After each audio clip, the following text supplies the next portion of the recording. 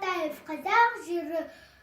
Пай, киелі неткен жер, батырлар дүрілдеп өткен жер, тұлпарлар дүбірлеп төккен тер, ғашықтар бір-бірін өккен жер, сарылып сал сер кеткен жер, басыйып иіскеп топырағын тақсын жасамай өтпендер. Мына өлке, мына аймақ, бұл маңда құлшылық етемін тұрғанға, құлшылық етемін құмдарға, тақсын жасаймын қырларға, шүкірлік етемін қашанда, осы бір отанда тұрғанда.